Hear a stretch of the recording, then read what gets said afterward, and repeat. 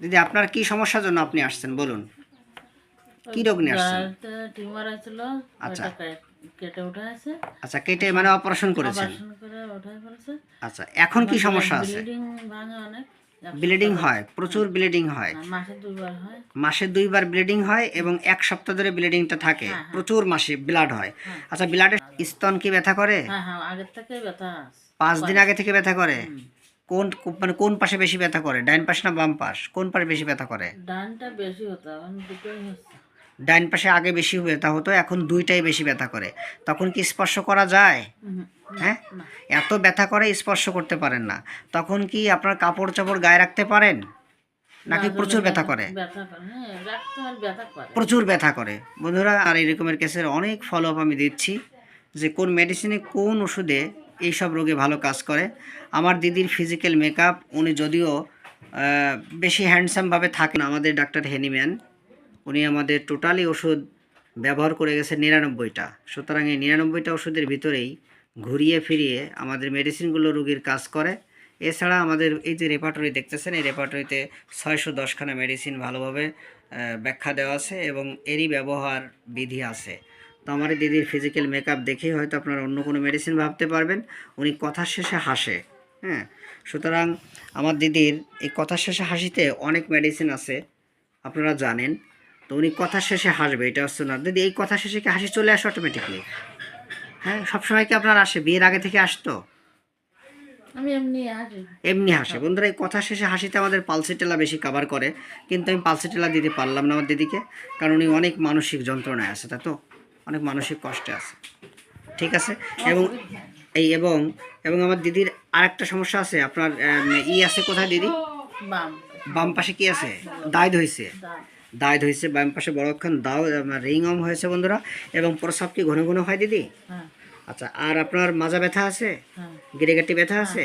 কিভাবে ব্যথা করে? প্রচুর ব্যথা না হালকা ব্যথা? নাড়াচাড়া করলে ব্যথা করে, হাঁটতে পারি না, পুজো হাঁটতে পারেন না, কুজো হতে পারেন না। কিন্তু এই যে আপনার যে বডি এত ওজন, আপনি 71 কেজি ওজন, আপনার হাইট হচ্ছে 5 ফিট, আপনার ওজন আসতে হবে 45 থেকে 50 কেজি, ঠিক আছে দিদি? তার মানে আপনার প্রায় আধমন মানে 20 কেজি কমাইতে হবে, তবে আপনি পুরো সুস্থ হয়ে যাবেন, ঠিক আছে? আর ব্যথার কোনো বড়ি খাওয়া যাবে না, ব্যথার বড়ি খাইলে কিডনির ক্ষতি হবে। সুতরাং আপনি আস্তে আস্তে ধীরে ধীরে যে ব্যায়ামগুলো শিখিয়ে দিচ্ছে এখন, এই ব্যায়ামগুলো করবেন, খাদ্যাভ্যাস মেনে চলবেন, অবশ্যই এই সমস্যা থেকে আস্তে আস্তে পরিত্রাণ পাবেন, ঠিক আছে? আপনার এই ওভারির সমস্যার কারণে আপনার এই বুকে ব্যথা মানে ব্রেস্ট ব্যথা, এটার জন্য মেন দায়ী হচ্ছে আপনার ইস্ট্রোজেন এবং প্রোজেস্টেরন হরমোন। এই হরমোনের গোলযোগের কারণে এই ওভারি থেকে ইস্ট্রোজেন এবং প্রোজেস্টেরন হরমোন নিঃসরণ হয়।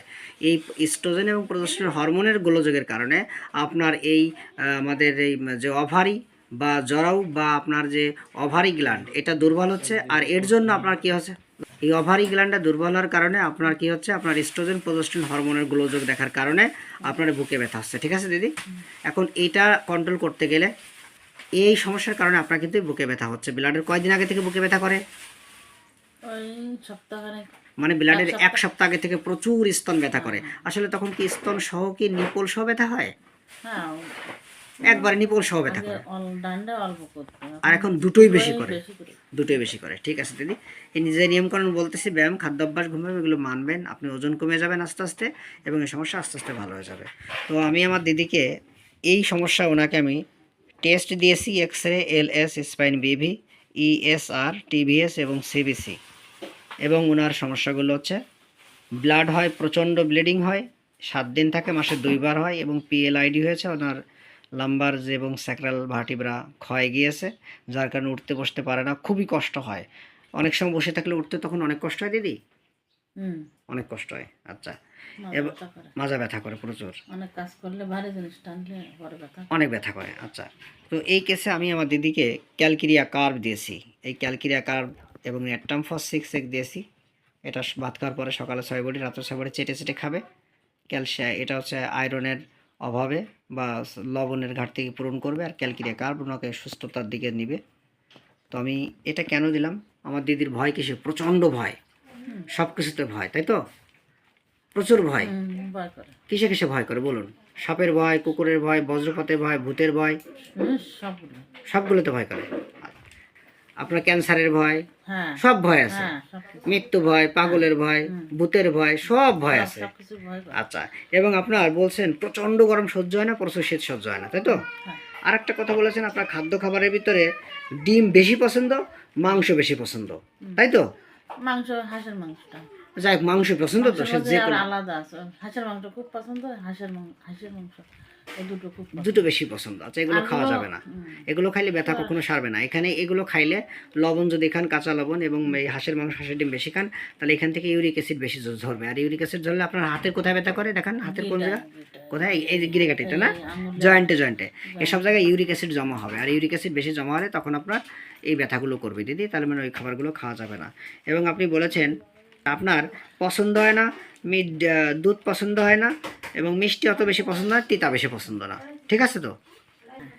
আপনার কি পছন্দ হয় না বলুন, নিজে বলুন। আমার পছন্দ না, তিতা বেশি পছন্দ হয় না, মিষ্টি বেশি খেতে পারে না, আচ্ছা পছন্দ না। আচ্ছা, এই, আর মানে মিষ্টি পছন্দ না, ভাজি দুধ ভুজি বেশি মতো পছন্দ না, দুধ পছন্দ। এবং আপনার তিতা বেশি পছন্দ না। আচ্ছা, ভালো মন্দ হলো, মশলা বোনা হলো, এগুলো একটু ভালো পছন্দ, তাই তো? হ্যাঁ, একটু আচ্ছা, স্বাদ। টনসিল হয়েছিল কোনোদিন? টনসিল ছিল? টনসিল ফুল তো আগে। আগে টনসিল ফুলতো। আচ্ছা, এবং ঠান্ডা বাতাস একটু ভালো লাগে, সবসময় পাখার বাতাস চান, তাই তো? সবসময় পাখার বাতাস। আমার দিদি কিন্তু দেখাচ্ছে না, কিন্তু পাখাসে বাতাস নিচ্ছে বন্ধুরা। এই যে কিন্তু আমাদের ক্যালকিরা কাপড় আর একটা গুরুত্বপূর্ণ লক্ষণ, যেটা কিন্তু লাইকোপোডিয়ামের ভিতরে আছে।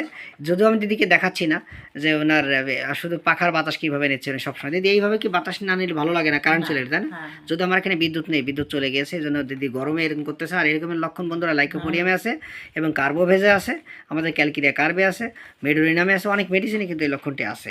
পায়খানা একটু শক্ত হয় দিদি? হ্যাঁ, শক্ত হয়। আচ্ছা হয়, দিদি, এই যে আপনার কি লিউকোরিয়া ভাঙে, সাদা স্রাব ভাঙে কি?